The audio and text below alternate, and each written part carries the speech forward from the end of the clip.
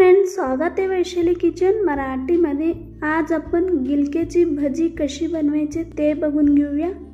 चला तर मग आजची रेसिपी आपण सुरू करूया। इथे मी एक गिलके घेतले आहेत। ही गिलके स्वच्छ धुवून घ्यायचे आहेत। पहिला तद्दी गिलके स्वच्छ धुवून घेतल्यानंतर यावरचं साल काढून घ्यायचे आहेत। अशा पद्धतीने तुम्ही पाहिजे तर गिलक्याचं साल न काढता याचा कट करून भजी बनवू शकता, पण मी नेहमी गिलक्याची भजी बनवताना यावरचं साल काढून घेतोय, मगच भजी बनवते। अशा पद्धतीने साल काढून भजी बनवले तर खूप छान लागते। तुम्ही नक्की ट्राय करा।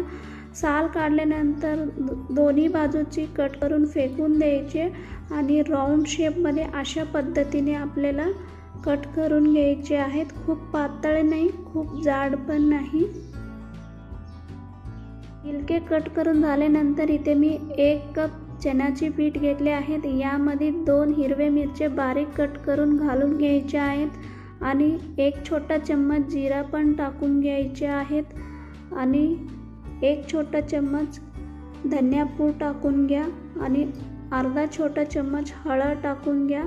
त्यानंतर तिखट चवीनुसार टाकून घ्या। पहिलाच आपण हिरवे मिरच्या वापरले होते, त्यामुळे तिखट तुमच्या आवडीप्रमाणे यामध्ये टाकून घ्यायचे आहेत आणि मीठ चवीनुसार टाकून घ्या। हा सगळं इन्ग्रेडियंट्स टाकल्यानंतर व्यवस्थित मिक्स करून घ्यायचे आहेत हा पिठामध्ये। अशा पद्धतीने छानपैकी मिक्स करून झाल्यानंतर आता आपण थोडं पाणी टाकून याचा बॅटर बनवून घ्यायचे आहेत। खूप पातळ नाही बनवायचे, खूप घट्ट पण नाही बनवायचे। आणि बॅटर बनवताना एक लक्ष ठेवायचे की यामध्ये गाठ नाही असायला पाहिजे। अशा पद्धतीने मिक्स करून घ्यायचे आहेत चम्मचने।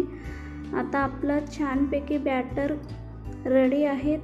अशा पद्धतीने कन्सिस्टन्सी असायला पाहिजे। आता बॅटर बनवून घेतल्यानंतर लास्टला आपण थोडीशी सोडा टाकून घ्यायचे आहेत खायचं आणि अर्धा छोटा चम्मच ओवा अशा हाताने क्रश करून यामध्ये घालून घ्यायचे आहेत। खायचा सोडा आणि ओवा टाकल्यानंतर व्यवस्थित चम्मचने हलका हाताने अशा पद्धतीने मिक्स करून घ्यायचे आहेत। व्यवस्थितपणे आपण मिक्स करून घेतले आहेत। आता आपण भजी कशी बनवायची ते बघून घेऊया। मी पहिलंच तेल व्यवस्थित तापून घेतले आहे। तेल व्यवस्थित तापले की नाही म्हणून यामध्ये थोडीशी पीठ टाकून अशा पद्धतीने चेक करून घ्यायचे आहेत।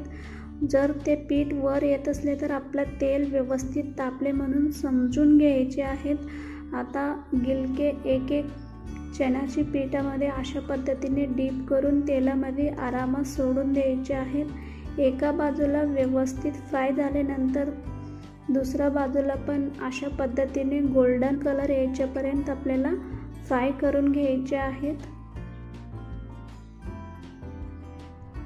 दुसऱ्या बाजूला पण खूप छानपैकी गोल्डन कलर यायच्यापर्यंत आपण तळून घेतले आहेत। आता आपण एक प्लेटमध्ये काढून घेऊया।